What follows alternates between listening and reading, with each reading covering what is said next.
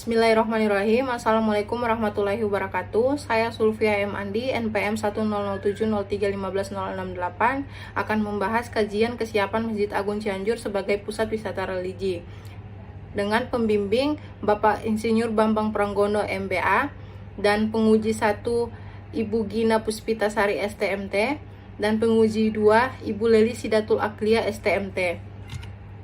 Langsung saja ada daftar isi di mana ada beberapa poin, yaitu yang pertama abstrak, pendahuluan, metodologi, pembahasan dan diskusi, kemudian kesimpulan dan daftar pustaka.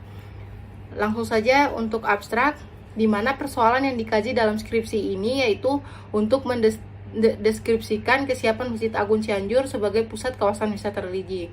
Adapun rumusan masalah yang dikaji pada skripsi ini yaitu bagaimana kesiapan Masjid Agung Cianjur sebagai pusat wisata religi.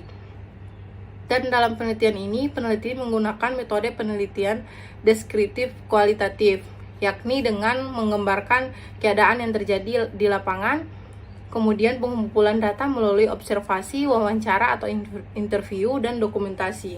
Selanjutnya ada pendahuluan, di mana wisata religi yang terletak di Masjid Agung Cianjur ini memiliki daya tarik wisatawan yang berkunjung di sana.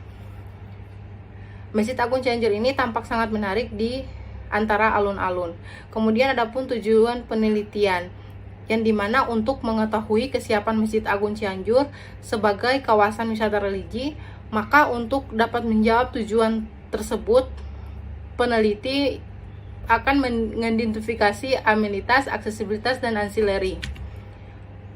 Adapun pembahasan dan literatur, di mana metode analisis menggunakan peraturan pemerintah daerah Kabupaten Cianjur yang telah menetapkan peraturan daerah nomor 10 tahun 2020 tentang penerapan 3 pilar. Di mana peraturan daerah tersebut terdapat beberapa program yang berbasis wisata religi, yakni Ngangaos, Mamaos, dan Mapeon. Pemerintah daerah juga selalu mengadakan kegiatan 3 pilar tersebut pada setiap tahunnya untuk melestarikan kebudayaan dan meningkatkan wisata religi yang ada pada Kabupaten Cianjur. Selanjutnya ada kerangka pemikiran, di mana di sini ada fenomena-fenomena. Yang pertama ada fenomena 1, yaitu Kabupaten Cianjur memiliki jumlah penduduk 97% beragama muslim. Kemudian fenomena kedua, Masjid Agung Cianjur ini memiliki potensi besar untuk menjadi pusat kawasan wisata religi. Kemudian fenomena ketiga, kawasan alun-alun ini terletak di depan Masjid Agung Cianjur dan mencakup kawasan wisata religi.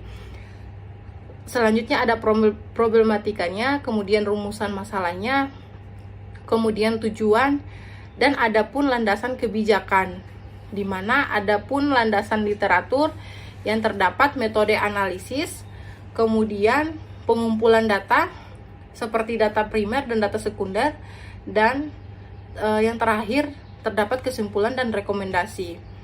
Selanjutnya, sosialisasi terkait penerapan pariwisata religi kepada masyarakat sekitar dan pelaku usaha di kawasan wisata, di mana terdapat beberapa variabel dengan tingkat kesiapan yang berbeda-beda, ada yang tidak siap, cukup siap, dan siap. Berdasarkan hasil analisis penelitian ini, memang belum ada kebijakan dalam peraturan pemerintah daerah untuk pariwisata religi. Namun berdasarkan hasil analisis menunjukkan bahwa Masjid Agung Cianjur ini sudah cukup siap menjadi destinasi wisata religi. Maka berdasarkan uraian tersebut dapat disimpulkan bahwa Masjid Agung Cianjur ini siap menjadi destinasi wisata religi. Namun untuk kedepannya, regulasi dan kebijakan mengenai wisata religi pemerintah daerah maupun pemerintah pusat harus segera membuat peraturan atau kebijakan ini sehingga dapat memudahkan para pelaku usaha dan pengelola destinasi untuk menerapkannya.